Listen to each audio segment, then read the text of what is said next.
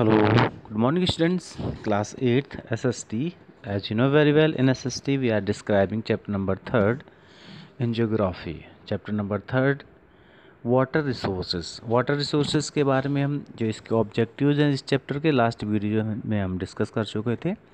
And water and its composition, this topic is also discussed in previous videos. And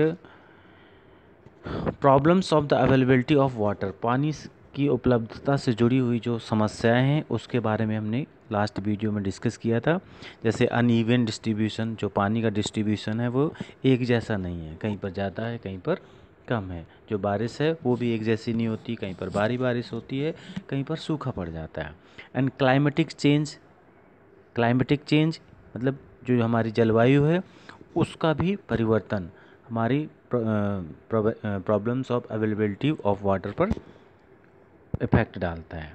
जैसे कहीं पर ज़्यादा गर्मी पड़ती है, उसकी वजह से ग्लेशियर क्या हो जाते हैं, मेल्ट हो जाते हैं, और उसका रीज़न ये हो जाता है कि इम्बैलेंस हो जाता है, वाटर कहीं पर ज़्यादा बहाव के रूप में आ जाता है।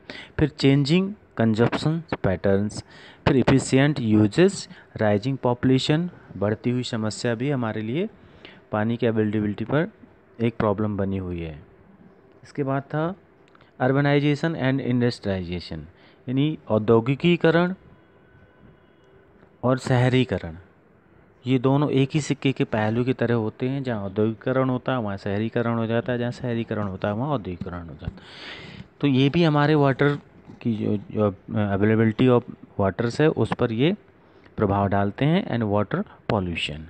अब आज हम डिस्कस करने वाले हैं कंजर्वेशन ऑफ वाटर रिसोर्सेज, किस तरीके से हम हमारे जो वाटर रिसोर्सेज हैं उनको कंजर्व करें। तो water in all it's 3 states, पानी जैसा कि आप अच्छे से जानते हैं कि 3 अवस्थाओं में पाया जाता है, solid, liquid and gas. It is a precious resource, और बहुत ही कीमती संसाधन रिसोर्स है हमारा ये वाटर, कीमती स्रोत के रूप में है।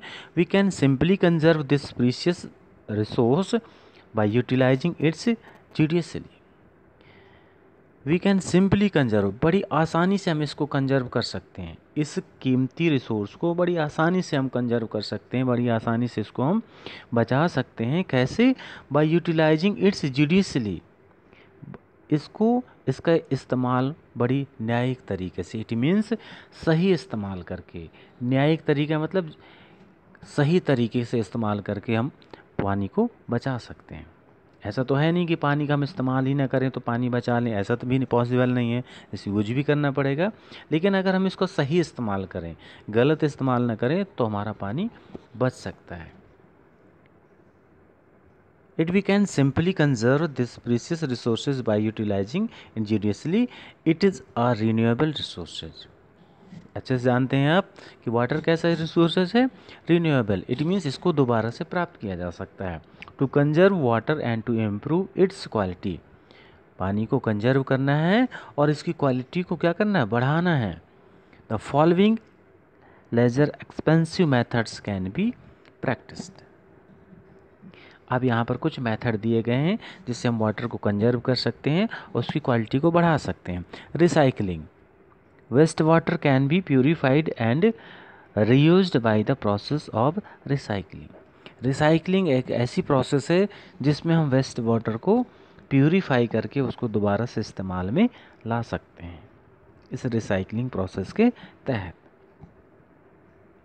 रिचार्ज ऑफ ग्राउंड वाटर, तो ground water recharge is process by which water percolates in the ground after heavy rainfall, seeping down from the surface, runoff, etc. and reaches the groundwater table. तो जो recharge of underground water है, इसके तहत underground recharge is process by which water percolates in the ground, पानी ज़मीन के अंदर जो पानी चला जाता है उसको हम अंडरग्राउंड वाटर कहते हैं। जब हमारी भारी रेनफॉल होती है, seeping down from the surface, तो ऊपर से पानी, ऊपर का सरफेस का पानी देखा होगा, बारिश के दौरान गड्ढों में पानी भर जाता है और कुछ दिन बाद वो पानी कुछ अंदर चला जाता है, कुछ वाटर वेपोर होकर के भाप के माध्यम से ऊपर चला जाता है। तो जो अंदर चला जाता है वो अंडरग्राउंड वाटर के रूप में पहुंच जाता है, जिसका इस्तेमाल हम कुओं के रूप में, हैंडपम्प के रूप में, ट्यूबवेल के रूप में करते हैं। तो reaches the ground table. Improving vegetation cover. The roots of the plants bind the soil and allow rain water to percolate underground. जो रूट्स ऑफ द, जो प्लांट की जो जड़ें होती हैं वो सॉइल को क्या करती हैं, बांध करके रखती हैं, बाइंड करके रखती हैं। And allow rain water to percolates underground, और रेन वाटर को अंडरग्राउंड करने में भी हेल्प करती हैं। The surface run off is more on bare soils than on the vegetated soil surface. Therefore, it is necessary to increase the vegetation cover, to improve its density to prevent surface runoff. इसलिए हमको आवश्यकता है कि हम ज़्यादा से ज़्यादा जो है ट्रीज लगाएं, प्लांट लगाएं, वेजिटेशन करें, जिसके माध्यम से जब घनी वेजिटेशन होगी तो वाटर हमारा अंडरग्राउंड ज़्यादा होगा। Efficient use. इसका इफिशिएंट यूज कैसे करें? Efficient use of water like closing the tap after use. इसका एक इफिशिएंट यूज ये है कि जब हमारा इस्तेमाल हो जाए तो हम वाटर का जो पानी का जो नल है उसको बंद कर दें। Using sprinkles for watering the lawn and the fields and carrying out drip irrigation instead of the canal.